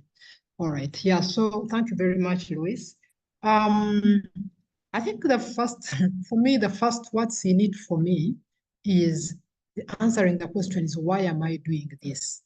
If your motivation in doing the research is to ultimately influence things, change things, this brings you a long way in having that influence as compared to writing your paper and cuddling it to yourself, because then you will not see the change you are looking for. I think that's the first motivation. Of course, there are other things like visibility. If you are not appearing, you are disappearing. So it helps you to be visible. And if you are visible, then you are in a better position to create networks, to even increase your resources. Because if people know you, then they can support you because they've seen your work and it's credible. But if they have never seen it, no matter how well you speak about it, they're not going to want to come on board with you. Those are two things that I can think of immediately, but maybe my colleagues have others.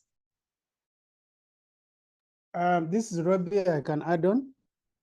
I think that's a good question. What is in it for me? It's a lot of hard work. Me as a researcher, why should I bother?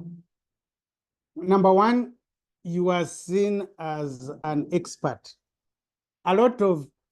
Everybody who is in academia and is a researcher is an expert in their own field, but the rest of the world doesn't know about your expertise, and therefore you are not consulted. I think Alex is the one, I think it was Professor Chibita who said, there are many experts, but when it comes to being interviewed by the media, only one or two or three are interviewed. Dr. Fred Muhumuza, an economist, appears on every talk show, is quoted by the Monitor and Daily Nation and New Vision. But I'm sure there are many experts in that field, but because he's made himself available, people keep going back to him. So if you generate, if you broadcast your findings in social media, then you'll be consulted. Government will be coming to you for consultation. Parastatals will be coming to you for consultation. Foundations and NGOs and civil society will be coming to you, or whatever industry you are in, will be coming to you. You'll be appointed on Council for Higher Education, teaching commission. I mean, there are so many. The word is looking for experts, but it's like you light a candle and you cover it with a basket and nobody sees your light. If you're in academia and you want to be promoted to associate professor and professor, that is why they call community contribution. Well, how have you served society with your knowledge? When you share with the community, that adds on what you've been able to achieve. I sit on a number of boards, both of profit organizations and non-profit organizations. And we're always looking for experts and professionals to invite on the board in different fields, and we don't know them. So when you are in the media, whether social media or conventional media, we get to know you, you get to be invited, serve on these boards. Some of them pay good allowances. Some of them you are networked, then enriching your CV. There's quite a lot going for you when you are known beyond your peers. Thank you. If I may add, there's a cliche that says that there's no point of lighting a candle if you're going to put a basket over it. So I don't think there's a good point in creating knowledge through research if you do not want that information consumed or utilized by those for whom you created it. I think we need to move from creating research for the sake of, graduation to creating research that actually solves things, because that's the only way we'll actually change things in our community. And as Prof said earlier, the countries where we come from, we're the reason the way we are because we either don't create or don't utilize created research. Most of the media houses that I see here, they are in the problems that they are in because not because they have no solutions to the problems that they have, but they just don't utilize available research, and that's an area that is lacking that I think areas can improve. So don't create knowledge and then sit on it and watch your dissertation gather dust in your shelf over there and feel good about your master's or your PhD, but also make efforts to have that knowledge applicable within the society. It might not help you as a person, but it will help to help someone else. And I think that's for me the most gratifying element in doing research, to see, like Prof said, change could be behavioral, could be psychological, could be policy, but to see that that change take place. For me, that's why I think we need to have this research disseminated to as wider community as we can. The other elements, of course, are personal gratification. Really, you want to feel good about yourself when your research is, gone somewhere. I have not published. I had not even published my study, but I posted my master's thesis on Facebook, and then I was contacted by a colleague in Norway who was working on a book that had a subject similar to what I was capturing, and they asked if they could include my paper in that book. Suddenly now I can also say I'm a published scholar because someone was able to find my information online and find it of actual value to include in a manuscript or a book or in a journal. So when I Google myself now, I'm able to see the work that I've done. In a way, I can't afford it because they priced it out of, of my actual reach.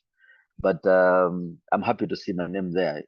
When I read papers and I am cited as a scholar in the references, yeah, I feel quite good about myself. So I know that people are utilizing information, knowledge that I've created. And I think for me, that's one of the other gratifying factors on why you shouldn't sit on your research after investing all this time to create it.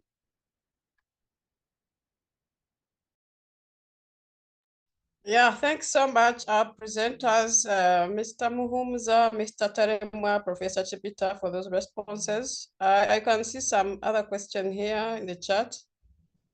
The presenter talked about choice of supervisor while conducting research. My concern is that most universities, the choice of the supervisor is out of the researcher's control. They have been designated by the faculty. How do I cope with that, especially when the designated supervisor might be busy or takes time to provide feedback on the research write-up and might delay or discourage the researcher?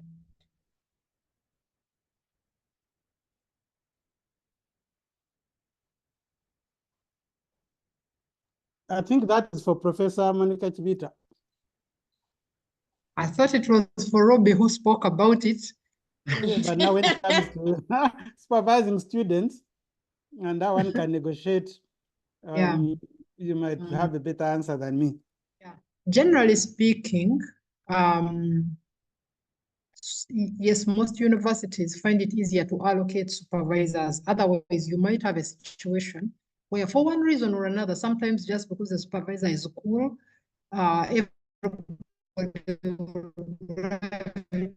towards that supervisor, and they don't want to be supervised by older people, you know, kind of thing. So there are some reasons, some practical reasons why allocation is a better option. But for most universities, I know there's a mechanism for changing your supervisor if you are dissatisfied. You just need, I don't know which institution you are in, but you just need to approach the people in your graduate school. If you are unhappy, they may require you to write and give the reasons you want to change supervisors. And then you lay out those reasons and all. Those symptoms that you describe are very familiar symptoms.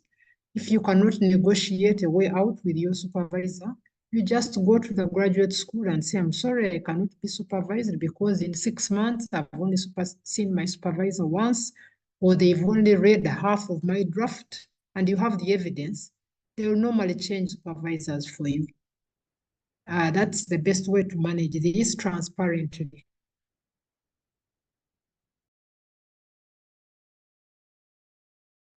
Thanks, Professor Monica. But I also know that in some universities, especially at PhD level, they allow you to choose supervisors because it's a long journey. You need to work with someone who understands you and who can tolerate you. Yes, but there still have to be some guidelines, because if your area of expertise is in one area and the person you like working with is in another area, sometimes you are guided away from that person for practical reasons. So yes, I think there is a bit of both, but there's got to be some rationale why people are aligned with supervisors. I don't think it's random. And I don't think it's based purely on preference. I think the universities in the more developed areas, more developed parts of the world have more resources, so they can afford the luxury of everybody choosing their supervisor. But I can assure you that in some of our universities, if people were allowed to choose supervisors, they would choose 1 or 2 out of 6 or 7, because there is a gap between the really accomplished people and the ones that are upcoming, and so on and so forth.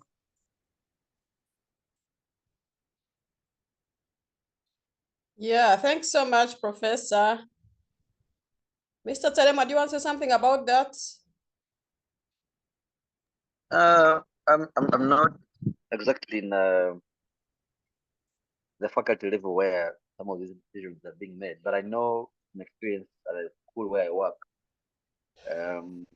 what we do is we accumulate topics that students are working on. Then we have supervisors in our pool and ask them to pick students from the areas where they are expert.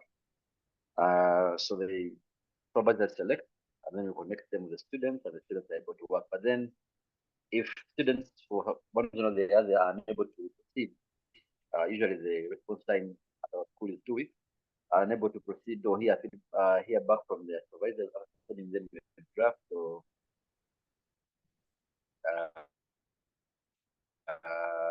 the final document. Then we first speak to the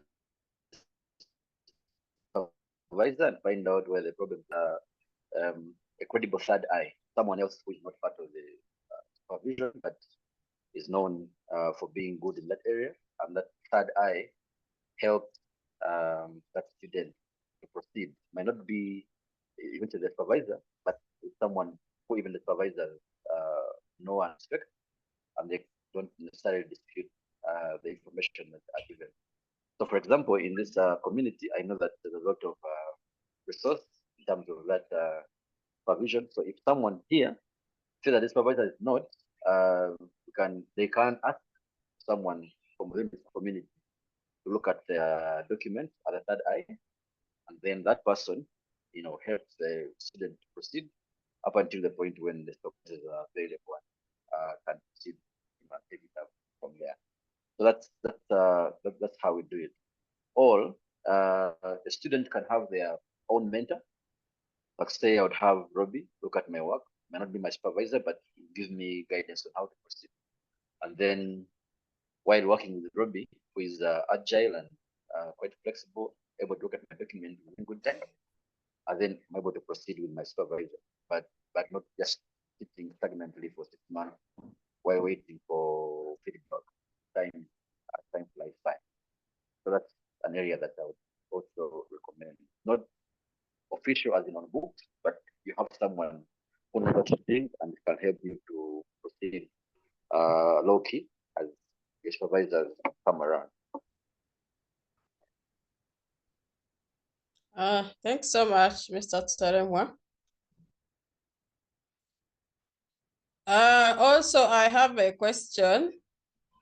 Professor Chibita talked about mistrust or lack of trust for certain research findings, especially if they are from a particular source. For example, we expect that if maybe results of prevalence of some disease, if that study has been done by Ministry of Health, it should have some results that are appealing. The prevalence should not be so high.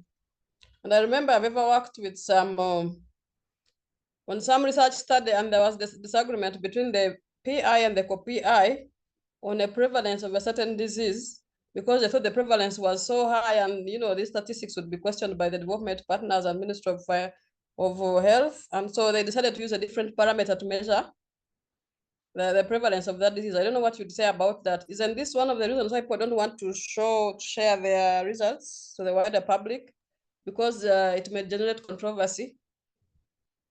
Okay, but if you don't share them, then what do you do? If you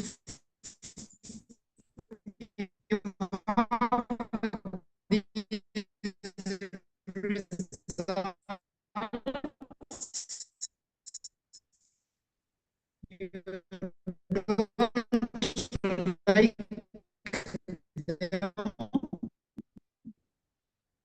you don't share them, what do you do with them?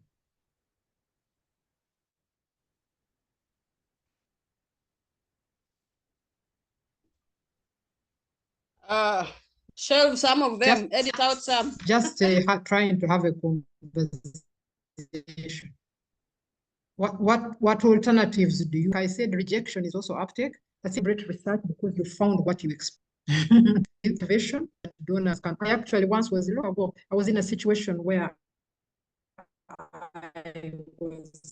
I wrote a report. I did a consultancy and wrote a report on a very simple thing, and the person, I don't know what he was called, administration person who was in charge of this report and who was between me and the board, told me that he wasn't going to give it to the board until I changed something because it would make him look bad. I don't remember how it ended, but these things happen. The pressures are there, but integrity of research is important, and I think there's no point making people think that the prevalence is lower than it is, because eventually it will show. So you might as well eat humble pie and share the truth as it is.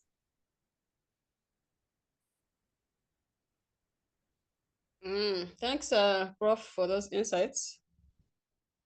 Any hands up, or we have closing remarks from our coordinator, training and mentorship? Jennifer, while you're waiting for hands up, I wanted to contribute to the question that was asked. I think the issues of Donor-sponsor bias, I mentioned that as one of the barriers. Sponsor, funder may want certain results come out and would influence what you research on and what you report. This calls for integrity and ethics in research. Integrity and ethics are important, but also rigor. The methodology you used, the sampling you used, the key informants,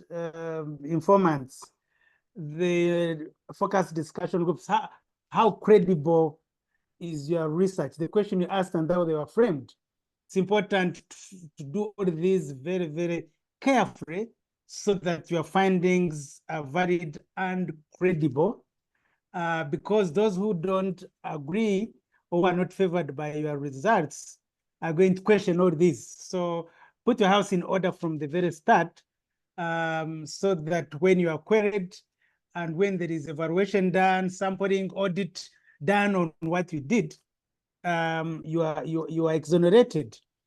Keep your raw data, the questionnaires and the interviews, keep them for a day like that. Now, from a media point of view, if the findings are unexpected, unusual, that is great. It's going to be newsworthy. That is going to trend. So you now think harder and out of the box to explain why the results are different from what was expected. What are the other factors? What are the future areas for research? So unexpected results, negative results will not be swept under the carpet, but they need to be shared with the key stakeholders who need to do something about it. If it's disease, and you didn't expect HIV/AIDS to be prevalent in a certain community and you're embarrassed, the lead is embarrassed that their own community has a lot of HIV/AIDS, they can't put their heads like the ostrich in the sand. They need to wake up and do something about it. I submit. Thanks a lot, Mr. Robbie. Any other contribution on this issue?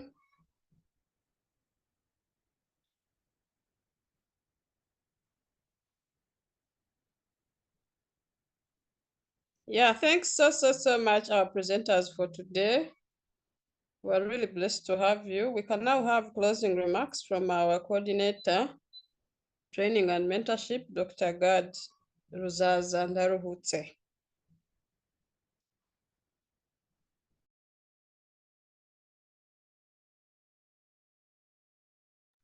Let me see if I can be seen. I'd like to, first of all, have one or two rituals.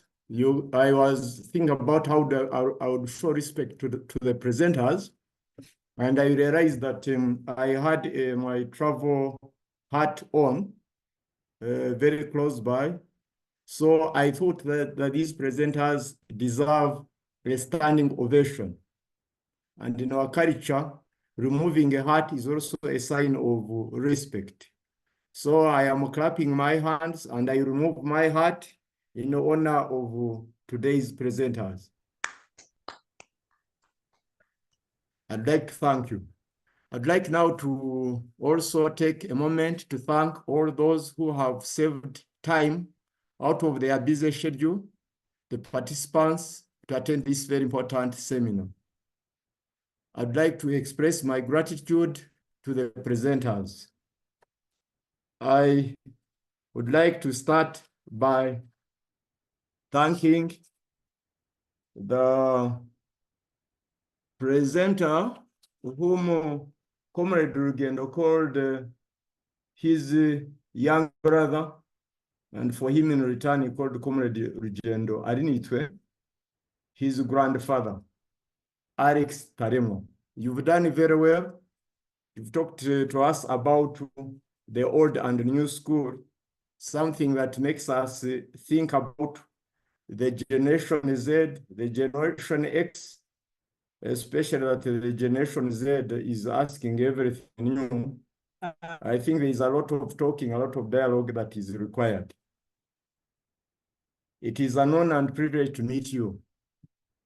I also like to thank, in no particular order, the very senior presenters, because I think in their presentation, their introduction, they exhibited collegiality. Comrade Senior Man Bobby Muhumuza, who is known widely in this country, I have met him, but when I saw and heard the way he was speaking, the speech was much more familiar than the face. So it's coming together of great minds. I try to read about your profiles, your great people. I thank you, Bobby Muhumuza, for presenting eloquently about how multimedia can be put to use to tame the old notorious challenge of the ivory tower mentality, and also to try to put research to use. I now would like to also recognize that when you Google your name, immediately it takes one to LinkedIn, where you've shown expertise in defending your management and media communication expertise and commitment as a consultant. You've had a stellar track record in the use of print media, but equally in various multimedia from a long time ago. I like how you brought to a close your presentation with a story, bringing to life the vid reality that multimedia also embraces multi-communication strategies. It is my rare honor and privilege to be in the same gathering with Professor Monica Chibita. Professor Monica Chibita doesn't require a lot of introduction, because when you Google her name, you just get surprised. I think she fell short of telling us that she has been doing research and teaching and learning about multimedia the whole of her life. No wonder she's starting she has begun an embryonic PhD program at Uganda Christian University, UCU Mukono. I'd like to join you, Professor Monica, in congratulating our very own professor colleague to you, John Mujisha, upon joining your fraternity here at Bishop Stewart University in Mbarara. I didn't know that actually I met Professor Monica Chibita until recently. I did meet Professor Monica Chibita shortly after my high school. I was just very little. I think we met around the passion that we shared, because I was very active as a Christian Union promoter, ambassador, a preacher of the gospel of the saving grace of the Lord Jesus Christ, the Lord and Savior. And at the then home of the younger Christians in Morago, which had the name, the Fellowship of Christian Unions of Society, Fellowship of Christian Union Society Focus Uganda.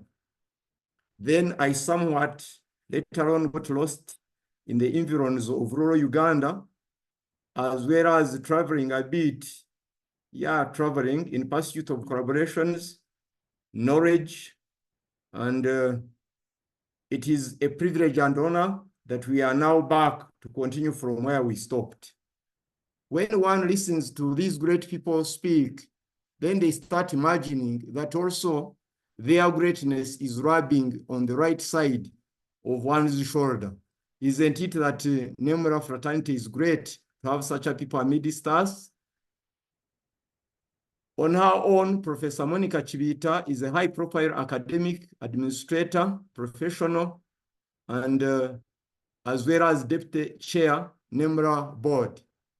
So in that capacity, she's actually our supervisor and boss. It is very humbly surprising that you could find time not only to come to this meeting, but also bring along your long-term collaborators. For example, Bobby Muhumuza, whom we are told in this meeting, you changed the roles. One time he was teaching you, then another time you are his supervisor. This is great news. I think this is a true partnership and growing together. We thank God for you. We were reminded by Comrade Arin Fergendo how Africa is struggling to put knowledge to use. Africa's knowledge contribution to the globalized knowledge economy is still staggering between a parity 1% according to Rugendo and 3% according to the Center for Research, Evaluation and Science and Technology, Stellenbosch, where I also did some small short courses in research uptake. I would like to turn to the NEMRA fraternity to think about what we can do together to signify that these presentations have not been at all a waste. We can turn this into a turning point where, by building on the fraternity that is already present here, we heard how Rugendo introduced himself. We heard how Professor Monica Chibita, Professor and team, Bobby Muhumuza and Alex Taremwa, eloquently presented what they can achieve if especially the researchers and the research community, the education community, the policy actors work with the multimedia rather than working in parallels to come together and to build unity together. And this is what NEMRA is about. Yes, we can work together. We can try to form research groups. In Europe, these research groups are sometimes called research labs. We can form technical working groups. This is the right way to go. We are thankful that you've exhausted these topics to our very best. So we look forward to further integrating the issues that you've raised into the NEMRA action plans. We are honored that you've really provided what is required as Africa wakes up to take her rightful share in the globalized knowledge economy, as international scholars, as people in academia yourselves, as people active in the media fraternity, and as people who are already engaged as policymakers. I've been thinking about how if we kept working like this, then the politicians will also not look at us dubiously, because then we'll be able to communicate simply and easily, and then they can see that we are contributing vividly to understanding how they can raise their voices to make everyone relevant. Because, you know, politicians are in charge of allocating resources that we use to steer development of our countries, of society. So I wouldn't like to repeat what has been said because it has been provided clearly and discussed. But as well as sharing to the NEMRA fraternity, the recording, I think we will also try to make some notes, digesting together what has come up. I've been also a few times looking at the NEMRA membership WhatsApp group, and I'd like to thank those who have been posting insights there. Thank you very much for making our work easy. But it's also gratifying to note that the presenters today came along with what they have. For example, Robe came with the work he does and advised that we can keep on working together. And you remember, instead of quoting an LC1 chairperson, because he presented the dilemma of the ivory tower, he reminded us that a nation worth a name has also a clear direction at top leadership. So I think using the wisdom that God has given us, I think it is right that he advises that we need to engage the states in Africa, including Mother Uganda, so that our leaders who are waiting on us, we contribute to the debates therein. We'll try to work with you in profiling not only yourselves within the NEMRA fraternity, but also in profiling the work we can do together. You are welcome to NEMRA. We'll do everything in our means to ensure that you register. I think, I don't know, I think the moderator, this is something that that we could follow up, since we are the ones that we have the contact numbers and the contact emails of the presenters. So we'd like to thank you. I know that there are different things waiting on us. So I think, but you know, I have talked about what Robbie brought on board. Then Taremwa, is it? You are the one who brought up the platform of climate change and One Health. And Monica, I would like to thank you for taking time to research on this and to already form a group, a vibrant group, a vibrant leadership group to steer multimedia within NEMRA. Please, we are here to follow because always and usually leaders lead where others follow. It is my honor and privilege to be one of you here. I also, I think, should use this time to clarify one issue. This is the last workshop or seminar for the current executive. We are finishing our term at a very good note, but also because we are in the phase of looking for new leadership. We are available as the EXCOM, the current EXCOM, to keep contributing where we've done very well, where our resources, our knowledge and skills sets fit. But I'm grateful surely for the EXCOM that we have sailed through our term and climax very well. To God be the glory, for God and my country. Thank you, NEMRA, the NEMRA fraternity, where things happen. Thank you very much. Over to you, moderator. Thank you very much. Thanks so much, Miss Dr. Gadruzaza, for that eloquent speech, as usual. I didn't expect anything less. And thank you, all of us who have made time to be available for this seminar.